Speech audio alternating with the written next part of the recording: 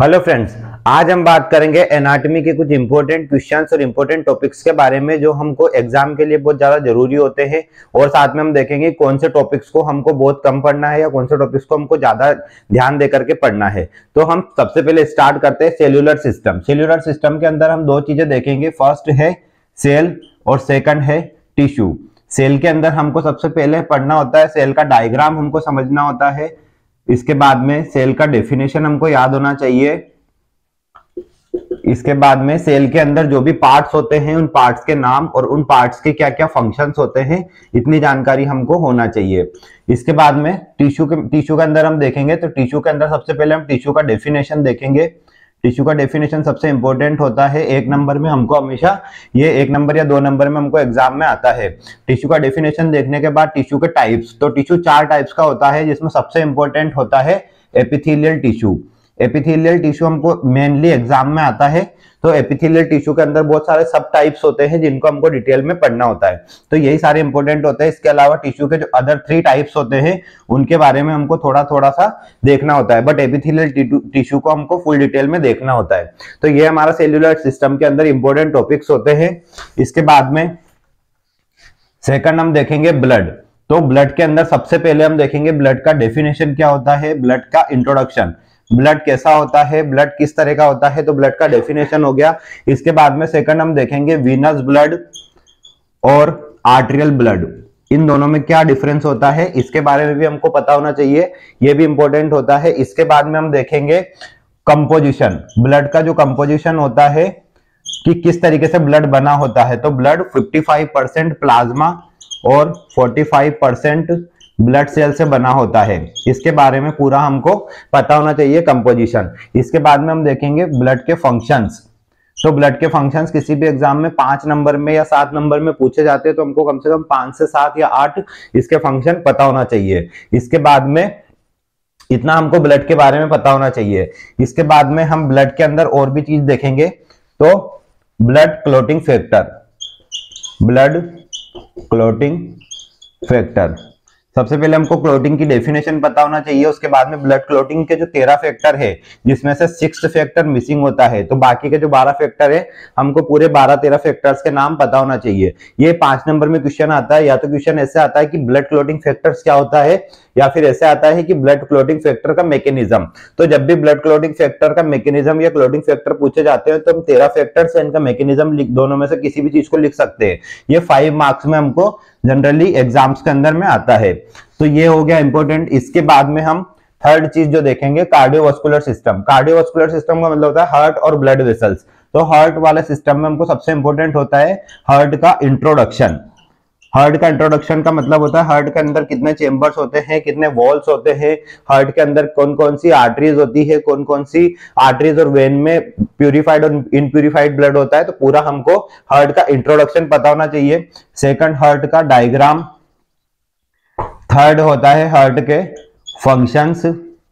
Heart के functions भी important होते हैं। जनरली एग्जाम में 5 से 7 चीजों के फंक्शंस हमको पूछे जाते हैं, जिसमें से हमको किसी 5 के, 3 के या 2 के फंक्शंस हमको लिखना होता है। तो 5 नंबर में, 7 नंबर में हमको फंक्शंस पूछे जाते हैं। तो मेनली बहुत सारे ऐसे ऑर्गन्स होते हैं जिनके हमको फंक्शंस पता होना चाहिए, जिसमें से हार्ट का फंक्शन भी एक इंपॉर्टेंट टॉपिक है। तो इंट्रोडक्शन, डायग्राम और फंक्शन पता होने के बाद में हमको हार्ट का कंडक्शन सिस्टम, ये जनरली जीएनएम वालों के लिए नहीं होता है, लेकिन बीएससी वालों के लिए कंडक्शन सिस्टम, क्योंकि हमको पता होता है कि हार्ट पंप की तरह कार्य करता है, लेकिन वो पंप की तरह कार्य कैसे करता है, हार्ट का पंप कैसे चलता है, तो इसके लिए कंडक्शन सिस्टम हमको पढ़ना जरूरी होता है। तो ये हार्ट के अंदर हम लोग पढ़ेंगे। इसके बाद में नेक्स्ट हम देखेंगे डाइजेस्टिव सिस्टम। डाइजेस्टिव सिस्टम का मतलब हमारे पाचन तंत्र से होता है। तो डाइजेस्टिव सिस्टम में सबसे इंपॉर्टेंट होता है डाइजेशन क्या होता है, डाइजेशन की डेफिनेशन हमको पता होना चाहिए। सेकंड चीज हम लोग देखेंगे डाइजेस्टिव सिस्टम के अंदर में डाइजेशन के पार्ट्स ऑफ डाइजेस्टिव सिस्टम। तो पार्ट्स बहुत सारे होते हैं, इसके 7 से 8 पार्ट्स होते हैं, जिसमें हमको सबसे इंपॉर्टेंट होता है इसोफेगस के बारे में पता होना चाहिए। इसोफेगस अकेला भी हमारा एक क्वेश्चन आ सकता है कि एक्सप्लेन द इसोफेगस, तो 3 नंबर या 5 नंबर में क्वेश्चन आ सकता है, तो इसलिए इसको डिटेल में पढ़ना जरूरी है। बाकी अदर जो भी पार्ट्स है उनके नाम हमको टैली होना जरूरी है। इसोफेगस के बाद में स्टमक। स्टमक एक इंपॉर्टेंट ऑर्गन होता है। स्टमक मतलब हमारा आमाशय या पेट जिसे हम सामान्य भाषा में कहते हैं।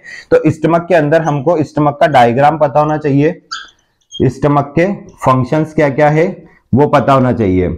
इसके बाद में नेक्स्ट जो है डाइजेस्टिव सिस्टम के अंदर वो है इंटेस्टाइन। इंटेस्टाइन में दो तरह की होती है, एक लार्ज इंटेस्टाइन एक स्मॉल इंटेस्टाइन। जिसमें जो लार्ज इंटेस्टाइन होती है उसके बारे में हमको पता होना चाहिए। लार्ज इंटेस्टाइन की डिटेल पूछी जाती है जनरली, तो लार्ज इंटेस्टाइन का डिटेल और डायग्राम ये दो चीजें इसके अंदर इंपॉर्टेंट होती है। इसके अलावा जो बाकी अदर पार्ट्स होते हैं वो भी हमको पता होना जरूरी है, और स्टमक का फंक्शन ये इंपॉर्टेंट होता है। तो ये सभी डाइजेस्टिव सिस्टम के अंदर इंपॉर्टेंट चीजें हैं। इसके बाद में नेक्स्ट है यूरिनरी सिस्टम। तो यूरिनरी सिस्टम के अंदर में यूरिनरी सिस्टम किडनी वाला सिस्टम होता है, जिसके अंदर सबसे इंपॉर्टेंट होता है फर्स्ट किडनी। किडनी का फंक्शंस हमको पता होना चाहिए। किडनी के कुछ 5 से 7 फंक्शन हमको पता होना चाहिए। किडनी के फंक्शन के अलावा किडनी का डायग्राम, ये दो चीजें किडनी के अंदर इंपॉर्टेंट है। और थर्ड जो इंपॉर्टेंट चीज है वो है नेफ्रॉन। तो नेफ्रॉन का फंक्शन, नेफ्रॉन का डायग्राम, ये दो चीजें हमको नेफ्रॉन के अंदर पता होना चाहिए। इसके अलावा यूरिन का कंपोजिशन, यूरिन कंपोजिशन किस तरीके से यूरिन बनता है, क्या क्या यूरिन के अंदर होता है। तो यूरिन के अंदर कुल 3 चीजें होती है, यूरिया, यूरिक एसिड और वाटर। तो इन तीनों चीजों कितनी कितनी अमाउंट में, कितनी कितनी मात्रा में होती है, ये चीज हमको पता होना चाहिए। तो ये हम यूरिनरी सिस्टम के अंदर इंपॉर्टेंट चीजें देखेंगे। इसके बाद में इंटेग्यूमेंट्री सिस्टम। इंटेग्यूमेंट्री सिस्टम मतलब स्किन। स्किन वाले सिस्टम में हम लोग क्या देखेंगे, सबसे पहले हम देखेंगे स्किन का डायग्राम कैसा होता है। डायग्राम हमको इंपॉर्टेंट होता है, स्किन का डायग्राम एग्जाम से पूछा जाता है। इसके बाद में स्किन के अंदर 3 लेयर्स होती है, 3 लेयर, जिसमें सबसे बाहर वाली एक लेयर होती है, बाहर वाली एक बीच वाली लेयर और एक सबसे अंदर वाली लेयर। अब ये जो बीच वाली लेयर है इसके अंदर 2 ग्लैंड्स होती है। कौन कौन सी ग्लैंड्स होती है उनके बारे में, उनके अंदर से निकलने वाले हॉर्मोन्स के बारे में, तो ये पूरा डिटेल हमको इसके अंदर में पता होना चाहिए। और हमको स्किन के फंक्शंस, कम से कम 5 फंक्शन, क्योंकि स्किन हमारी बॉडी का सबसे बड़ा ऑर्गन होता है, सबसे आउटर वाला ऑर्गन होता है, तो बहुत सारा प्रोटेक्शन कवरिंग का काम करता है। इसके अलावा और भी इसके फंक्शंस होते हैं, तो ये हमको पता होना चाहिए। इसके बाद नेक्स्ट हम देखेंगे नर्वस सिस्टम। नर्वस सिस्टम का रिलेशन ब्रेन के साथ होता है, तो ब्रेन के बारे में हमको याद होना चाहिए। ब्रेन क्या होता है, ब्रेन हमारी बॉडी का सबसे ज्यादा सेंट्रल पार्ट होता है। तो नर्वस सिस्टम के अंदर में जो 3 नर्वस सिस्टम होते हैं, central nervous system, autonomic nervous system और पेरिफेरल नर्वस सिस्टम। तो जिसमें सबसे इंपॉर्टेंट जो हमारा होता है central nervous system. Central nervous system में आता है ब्रेन और स्पाइनल कॉर्ड। तो सबसे पहले इंपॉर्टेंट होता है ब्रेन। ब्रेन के बारे में फर्स्ट ब्रेन का इंट्रोडक्शन, ब्रेन क्या होता है, कहां पर पोजिशन होता है, तो इसका सिचुएशन या पोजिशन इसका कहां पर होता है, स्ट्रक्चर, ये हमको पता होना चाहिए। इसके बाद में थर्ड चीज जो है वो है पार्ट्स ऑफ ब्रेन। तो ब्रेन के कुछ 3 पार्ट्स होते हैं, एक होता है आगे वाला भाग, एक होता है मिडिल और एक लास्ट वाला भाग। तो सबसे आगे वाला जो भाग होता है जिसे हम बोलते हैं फोर ब्रेन। फोर ब्रेन के अंदर एक इंपॉर्टेंट फंक्शन होता है, एक इंपॉर्टेंट पार्ट होता है सेरेब्रम। सेरेब्रम हमको पूरा डिटेल में पढ़ना है। सेरेब्रम के अंदर में सेरेब्रम का डिटेल, सेरेब्रम का इंट्रोडक्शन, डायग्राम और ये सब कुछ हमको, इसके साथ में सेरेब्रम के फंक्शंस भी जरूरी है। इसके बाद में जो ब्रेन का पीछे वाला भाग होता है जिसे हम बोलते हैं हिंज ब्रेन, इसमें होता है सेरिबेलम। तो सेरेब्रम और सेरिबेलम इन दोनों के फंक्शंस ज्यादा इंपॉर्टेंट होते हैं। इसके अलावा जितने भी पार्ट्स होते हैं ब्रेन के, आगे वाले, बीच वाले और पीछे वाले, उन सारे पार्ट्स के नाम हमको पता होना चाहिए। सेरेब्रम के अंदर में 2 चीजें आती है, थैलेमस और हाइपोथैलेमस। इनके भी हमको फंक्शंस पता होना चाहिए। तो हमको ब्रेन के अंदर मेनली इंपॉर्टेंट 4 चीजें जिनके फंक्शंस सेरेब्रम, सेरिबेलम, थैलेमस और हाइपोथैलेमस, इन 4 चीजों के फंक्शंस हमको पढ़ना जरूरी है, क्योंकि चारों में से किसी के भी बारे में पूछा जा सकता है। अदरवाइज पूरा ब्रेन हमको डिटेल में पढ़ना जरूरी है। बाकी ये चीजें हमको थोड़ा ज्यादा पढ़ना है। इसके बाद में स्पाइनल कॉर्ड। तो स्पाइनल कॉर्ड इतना इंपॉर्टेंट नहीं होता है, स्पाइनल कॉर्ड से क्वेश्चंस नहीं आते हैं जनरली हमारे बीएससी और जेएनएम के एग्जाम के लिए। तो स्पाइनल कॉर्ड को थोड़ा सा हम कम भी पढ़ेंगे तो भी चल जाएगा। लेकिन इसके अलावा जो हमारा ऑटोनोमिक नर्वस सिस्टम होता है, ऑटोनोमिक नर्वस सिस्टम के अंदर जो हमारी नर्व्स होती है, तो नर्व्स के बारे में हमको पढ़ना होता है। तो टोटल हमारी 12 क्रेनियल नर्व्स होती है। तो 12 क्रेनियल नर्व्स के नाम हमको याद होना चाहिए, कौन कौन सी, जिससे हमारे सेंसरी ऑर्गन्स स्टिमुलेट होते हैं। इसके बाद में हम देखेंगे रेस्पिरेटरी सिस्टम। तो रेस्पिरेटरी सिस्टम का रिलेशन होता है लंग्स के साथ में।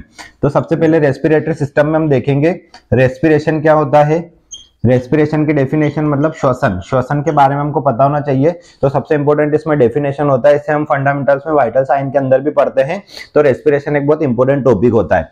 रेस्पिरेशन का डेफिनेशन पता होने के बाद में सेकंड जो चीज होती है वो होते हैं पार्ट्स। कौन कौन से पार्ट्स होते हैं हमारे रेस्पिरेटरी सिस्टम में। तो हमारा रेस्पिरेटरी सिस्टम स्टार्ट होता है नोज से। तो इसमें nose, pharynx, larynx, trachea, bronchi, bronchioles, lungs और एल्विलाई, ये सारे पार्ट्स होते हैं, जिनमें सबसे इंपॉर्टेंट जिनके बारे में हमको डिटेल में पढ़ना होगा वो है ट्रेकिया फर्स्ट और सेकंड है लंग्स। इन दो चीजों के बारे में हमको ज्यादा डिटेल में पढ़ना जरूरी है। ट्रेकिया, ट्रेकिया के बारे में पूरा डिटेल हमको पता होना चाहिए। ट्रेकिया का डायग्राम, ट्रेकिया का हाइट कितना होता है, लंबाई कितना होता है, ये हमको पता होना चाहिए। इसके बारे में लंग्स, तो लंग्स को रेस्पिरेटरी सिस्टम का प्रिंसिपल ऑर्गन या प्रधान अंग या मुख्य अंग कहा जाता है। तो लंग्स के बारे में हमको सबसे पहले इंट्रोडक्शन कि लंग्स कैसा होता है, लंग्स का हाइट, वेट, लंग्स का साइज, लंग्स का हमको पोजीशन, स्ट्रक्चर, ये सब कुछ पता होना चाहिए। इसके बाद में सेकंड चीज है लंग्स का डायग्राम, और थर्ड जो इंपॉर्टेंट चीज है लंग्स के अंदर वो है फंक्शंस। तो ये सब इसके अंदर रेस्पिरेटरी सिस्टम के अंदर इंपॉर्टेंट है। इसके बाद हम नेक्स्ट देखेंगे सेंसरी सिस्टम। सेंसरी सिस्टम के अंदर आता है हमारे सेंसरी ऑर्गन्स। तो सेंसरी ऑर्गन्स में सबसे पहला जो इंपॉर्टेंट ऑर्गन है वो है हमारा आई। आई के अंदर हम देखेंगे आई का डायग्राम सबसे पहले समझेंगे। इसके बाद में physiology of vision. Physiology of vision का मतलब होता है देखने की प्रक्रिया, किस तरीके से देखा जाता है, किस तरीके से आंख के अंदर कोई डायग्राम आता है या कोई भी चीज आती है तो उसको किस तरीके से हमारी आंखों तक पहुंचाने का काम हमारी आंखों के जितने भी ऑर्गन्स होते हैं वो सब करते हैं। तो डायग्राम, उसके बाद में फिजियोलॉजी ऑफ विजन, ये दो चीजें और जनरल इसका इंट्रोडक्शन। सेकंड चीज हम देखेंगे ईयर। ईयर के अंदर भी सेम चीज हम देखेंगे। ईयर के अंदर बहुत सारी चीजें होती है। सबसे पहले ईयर का इंट्रोडक्शन कि ईयर कहाँ पे पोजीशन है, ईयर के पार्ट्स। तो ईयर के 3 पार्ट्स होते हैं, एक एक्सटर्नल, एक इंटरनल और एक मिडिल पार्ट। 3 पार्ट होते हैं। इन 3 भागों के अंदर कौन कौन से ऑर्गन्स होते हैं, कौन कौन सी बोन्स होती है, मेम्ब्रेन कौन कौन सी होती है, तो वो सारी हमको पता होना चाहिए इसके पार्ट्स के अंदर। इसके बाद में थर्ड चीज जो देखेंगे वो है फंक्शंस। तो जनरली जो फंक्शंस होते हैं इंपॉर्टेंट होते हैं इनर ऑर्गन के, जो आंतरिक कान होते हैं उसके जो फंक्शंस होते हैं वो इंपॉर्टेंट होते हैं। उससे हमारी बॉडी का बैलेंस, हियरिंग, इक्विलिब्रियम, संतुलन सब कुछ बना रहता है। तो ये इंपॉर्टेंट फंक्शंस होते हैं। इसके बाद में physiology of hearing. Physiology of hearing, सुनने की क्रियाविधि। जनरली हमारे नर्सिंग के एग्जाम में फिजियोलॉजी ऑफ हियरिंग या फिजियोलॉजी ऑफ विजन दोनों में से कोई सा भी एक क्वेश्चन 10 मार्क्स का आ सकता है। तो सेंसरी सिस्टम के अंदर ये आई और ईयर दो चीजें हैं। इसके बाद में थर्ड है टंग। टंग जो हमारा स्वाद लेने का ऑर्गन होता है, इसके बारे में ज्यादा इंपॉर्टेंट कुछ है नहीं, इसके अंदर ज्यादा हमको पढ़ना नहीं होता है। टंग के बारे में हम डाइजेस्टिव सिस्टम के अंदर पढ़ चुके हैं। तो डाइजेस्टिव सिस्टम में टंग के बारे में, माउथ के बारे में लिखना ज्यादा जरूरी है। हमारे सेंसरी सिस्टम के अंदर में टंग का ज्यादा इंपॉर्टेंस नहीं है। इसके बाद में फोर्थ हम देखेंगे स्किन। तो स्किन के बारे में हम इंटेग्यूमेंट्री सिस्टम के अंदर में हमारा क्वेश्चन आएगा, तो हमारा सेंसरी सिस्टम के अंदर में इसका क्वेश्चन नहीं बनता है। तो ये 4-5 ऑर्गन्स हमारे होते हैं, जिनमें से सबसे इंपॉर्टेंट होता है आई और ईयर। इन दोनों के बारे में, सेंसरी ऑर्गन के बारे में हम पढ़ते हैं। इसके बाद में फिफ्थ जो है वो है नोज। तो नोज के बारे में हम रेस्पिरेटरी सिस्टम के अंदर पढ़ेंगे, सिर्फ उसी के बारे में हमको देखना है। नोज के लिए अलग से हमको सेंसरी सिस्टम के अंदर पढ़ने की आवश्यकता नहीं है। तो ये दो हमारे इंपॉर्टेंट सिस्टम होते हैं। इसके बाद में नेक्स्ट है हमारा endocrine system. Endocrine system, endocrine system का मतलब होता है हमारी बॉडी के जितने भी हार्मोन्स होते हैं उनको निकालने वाला है, उनको स्रावित करने वाला सिस्टम। तो एंडोक्राइन सिस्टम जो होता है, एंडोक्राइन सिस्टम के अंदर सबसे पहली जो ग्लैंड होती है वो होती है pituitary gland. Pituitary gland, pituitary gland सबसे इंपॉर्टेंट होती है, इसे मास्टर ग्लैंड या पीयूष ग्रंथि भी कहते हैं।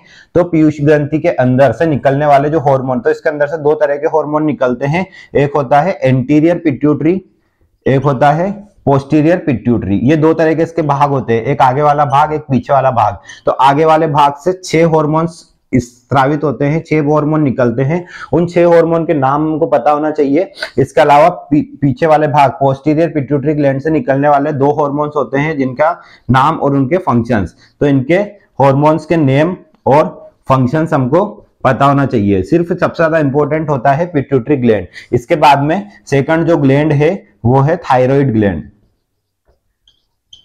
थायराइड ग्लैंड, थायराइड ग्लैंड के अंदर भी सबसे इंपॉर्टेंट क्या होता है, थायरोक्सिन हार्मोन।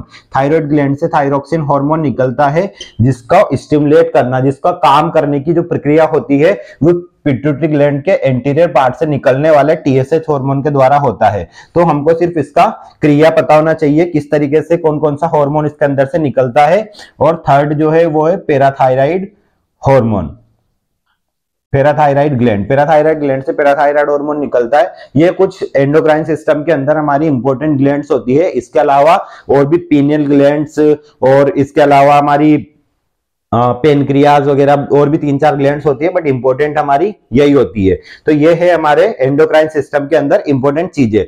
नेक्स्ट हम देखेंगे मस्कुलो स्केलेटल सिस्टम। मस्कुलो स्केलेटल सिस्टम के अंदर 2 चीजें आती है, एक होता है मसल्स, एक होता है स्केलेटन। तो मसल्स हमको ज्यादा इंपॉर्टेंट, ज्यादा डिटेल में हमको पूछा नहीं जाता है, तो कौन कौन सी मसल्स होती है इनसे हमको कोई मतलब नहीं है।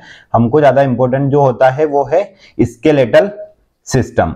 स्केलेटल सिस्टम के अंदर में सबसे पहले हमको पता होना चाहिए इसके फंक्शंस। स्केलेटल का फंक्शन क्या क्या है, कौन कौन से काम स्केलेटल सिस्टम के द्वारा होते हैं। मतलब स्केलेटल सिस्टम हमारी हड्डियों से बना ढांचा होता है, तो हड्डियां हमारे बॉडी के अंदर में क्या क्या काम करती है, किस तरीके से हमारी बॉडी को सपोर्ट करती है। इसके बाद में सेकंड चीज जो होती है वो पता होना चाहिए हमको 206 बोन्स के नाम, मतलब 206 हड्डियों के नाम पता होना चाहिए हमारी बॉडी के अंदर कहाँ कहाँ पर प्रेजेंट है, उनका पोजिशन हमको पता होना चाहिए। एक 5 से 7 नंबर का क्वेश्चन आता है जिसमें आता है कि 206 हड्डियों के नाम लिखो। इसके बाद में इसके साथ में ज्वाइंट क्वेश्चन होता है जिसके अंदर किसी एक बोन के बारे में फुल डिटेल पूछा जाता है। तो कौन कौन सी बोन के बारे में क्वेश्चन आ सकता है, तो फर्स्ट है क्लेविकल बोन जिसको हमको डिटेल में पढ़ना है। सेकंड है स्केपुला, स्केपुला जो हमारी बैक बोन होती है। थर्ड है हमारा फीमर बोन। फोर्थ है ह्यूमरस। फिफ्थ है हमारा स्कल बोन।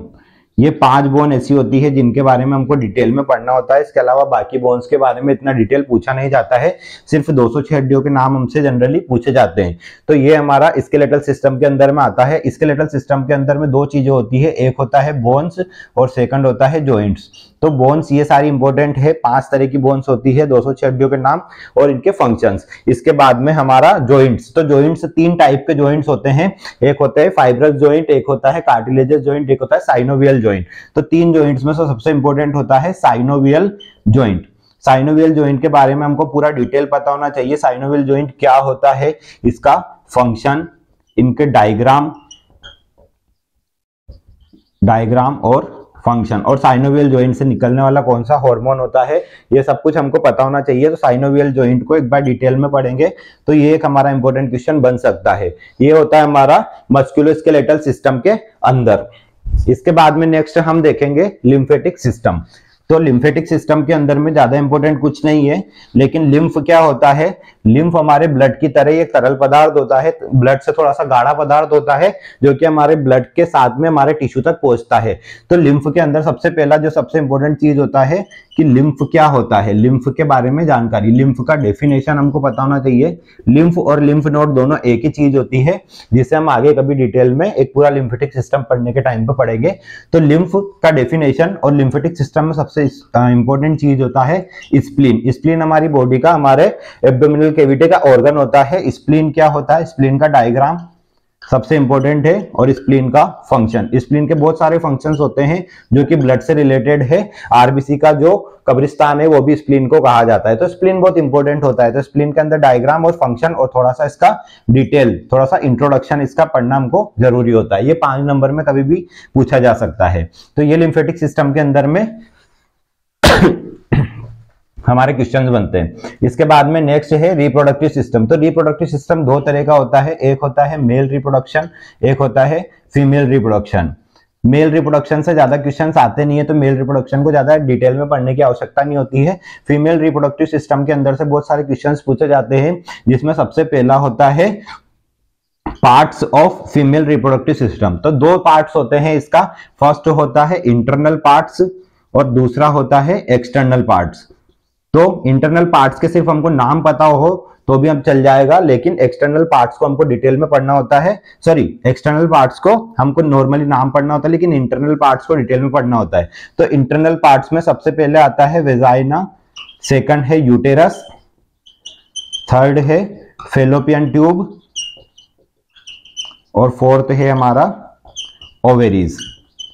तो इन चार चीजों के बारे में हमको पूरा डिटेल में पता होना चाहिए। इसमें से सबसे इंपॉर्टेंट जो होता है वो होता है यूटेरस, जिसका हमको डायग्राम और बाकी का डिटेल थोड़ा सा इंट्रोडक्शन इसका पता होना चाहिए, और यूटेरस के फंक्शंस भी हमको पता होना चाहिए, क्योंकि फर्स्ट ईयर में यूटेरस को अच्छा डिटेल में पढ़ेंगे तो सेकंड ईयर में रिप्रोडक्शन के जितने भी डिसीज होता है या गायनिकोलॉजिकल नर्सिंग होता है उसको पढ़ने में हमको ज्यादा प्रॉब्लम नहीं होगा।